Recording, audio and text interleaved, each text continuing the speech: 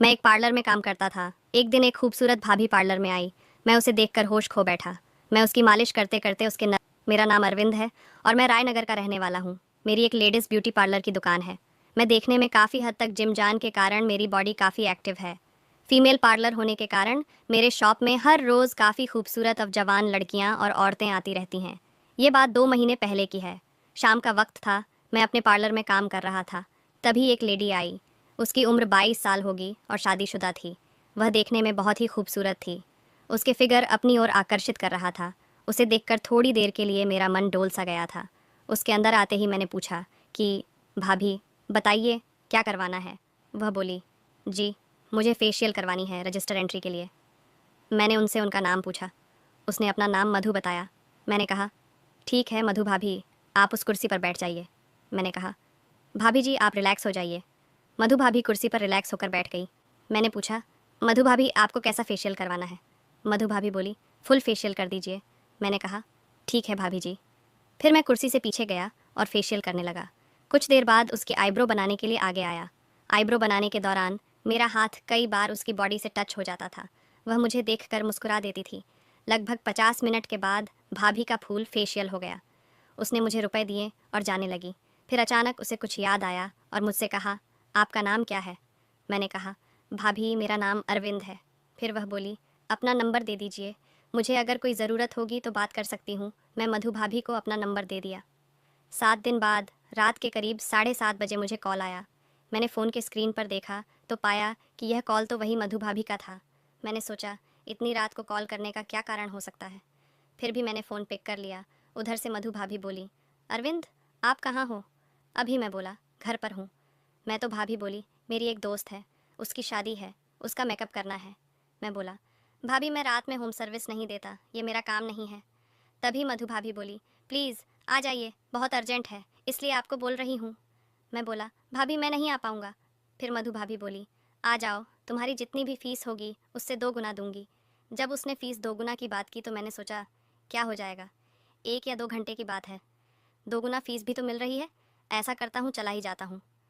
तभी मैं सोचकर भाभी को बोला, ठीक है भाभी, मैं आता हूँ, अपना एड्रेस मुझे मैसेज कर दीजिए। भाभी बोली, ठीक है भेज रही हूँ।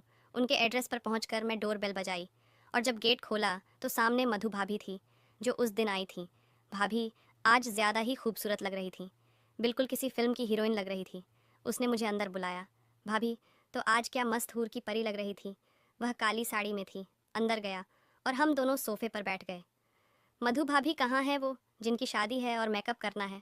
भाभी बोली, उस दिन जब आपने पहली बार मेरा फेशियल किया था, सच में बहुत अच्छा लगा था आपके हाथों से वह मेकअप।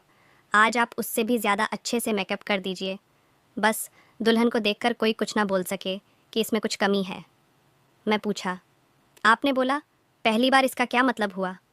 भाभी बोली, आपने जो फेशियल किया था मैंने पहली बार करवाया था, जो कि मुझे बहुत ही अच्छा लगा था। मैंने कहा, पहली बार का मतलब क्या, आपने इससे पहले कभी मसाज नहीं करवाई थी।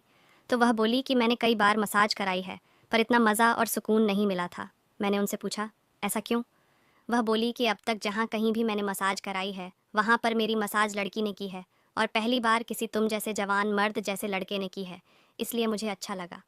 मैंने महसूस किया कि भाभी की आंखों में वासना के भाव तैर रहे थे।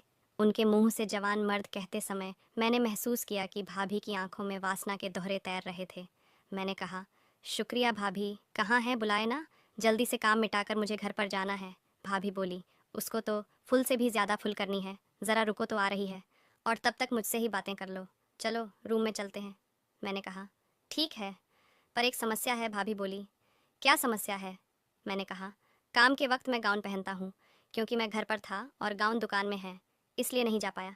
सीधा यही आ गया, जिससे लेट ना हो जाए। भाभी बोली, मेरे पति का गाउन है, आपका पहन लीजिए।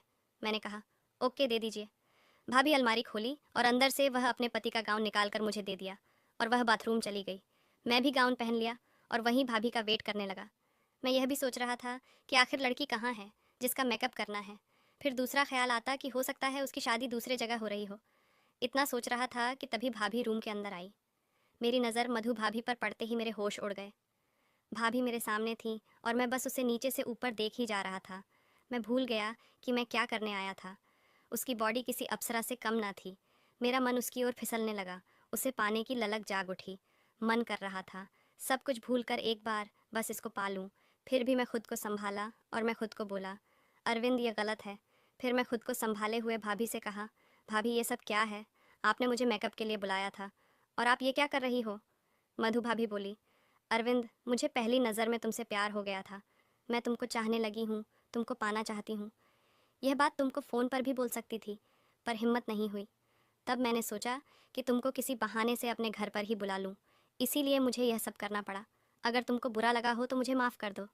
तभी मैंने कहा, भाभी आप शादीशुदा हो, आप जो करने जा रही हो यह गलत है और पाप भी। मैं मानता हूँ कि आप दिखने में बहुत ही खूबसूरत हो, पर मेरे भी कुछ कायदे हैं जिसे मैं कभी भी तोड़ नहीं सकता।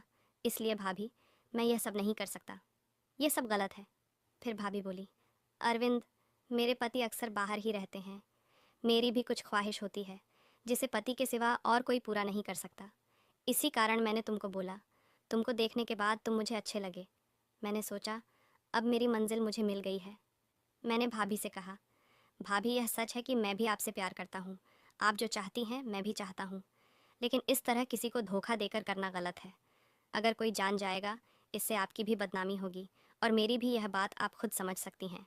मधु भाभी रोने लगी और बोली, तुम ही बताओ कि मैं क्या करूं?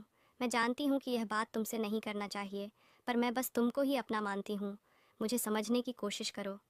और फिर मैंने बोला, भाभी मैं समझ सकता हूं आपकी हालत अभी क्या है, लेकिन आप ही बताओ कि किसी को धोखा देकर खुद को खुश करना, यह कहाँ का इंसाफ है? हाँ, यह बात अलग होती है। अगर आप शादीशुदा ना होती तब यह सब संभव था, मगर अभी के हालात में यह सब संभव नहीं है। मुझे माफ़ कीजिए मधु भाभी, मैं यह सब किसी भी कीमत पर नहीं कर सकता। फिर मैं अपने कपड़े को चेंज किया और वहाँ से अपने घर की ओर रवाना हो गया। भाभी मुझे एकटक देखती रह गई। अपने घर आने के बाद मुझे सारी रात नींद नहीं आई। मेरे मन बस भाभी के बारे में सोचता रहा। फिर करीब 3 बजे मेरी आंख लग गई और मैं सो गया। सुबह 7वां अलार्म बजने पर मैं उठा और हर रोज़ की तरह अपने काम में व्यस्त हो गया। धीरे धीरे उस बात को बीते हुए 2 महीना हो गया, पर मधु भाभी मेरे पार्लर पर उसके बाद नहीं आई थी। फिर अचानक एक शाम के 6-7 बजे का वक्त था। मैं अपनी दुकान बंद करके ताला लगा रहा था। अचानक मुझे महसूस हुआ कि मेरे पीछे कोई खड़ा है। मैं झट से पीछे मुड़ा तो देखा मेरे सामने मधु भाभी अपने एक हाथ में चुपके से खड़ी है। मेरी नज़र उस पर पड़ते ही वो मेरे गले से लग गए। तभी मुझे कुछ समझ में नहीं आ रहा था। मैंने भाभी से पूछा, भाभी क्या बात है? इतनी रात गए आप यहाँ क्या कर रही हो? मधु भाभी बोली, मैं तुमसे शादी करना चाहती हूँ। अब मैं तुम्हारे बिना नहीं जी सकती। मेरे पति का एक कार एक्सीडेंट में देहांत हो चुका है। तुम्हारे जाने की 10 दिन बाद जब वह ऑफिस ट्रिप से घर आ रहे थे तो रास्ते में ही उसका एक ट्रक के साथ एक्सीडेंट हो गया। अब मैं बिल्कुल अकेली हो गई हूँ। अब मेरा तुम्हारे सिवा कोई नहीं है। क्या तुम मुझसे शादी करोगे? इतना कहकर वह फूट फूट कर रो पड़ी। मैं भी उसे सांत्वना देने लगा। उसकी पीठ खुद थपथपा रहा था।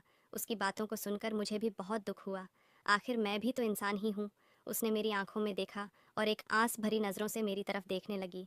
उसकी आंखों में मुझे निस्वार्थ प्रेम नज़र आ रहा था। मैं भी उसको बहुत प्यार करता था, पर वह शादीशुदा है। ये सोचकर मैं पीछे हट गया था, पर अब तो वह भी अकेली है और मैं भी। यही सोचकर मैं हाँ में सिर हिलाया और उसे गले लगा लिया। फिर थोड़े दिन बाद हम दोनों ने जाकर शादी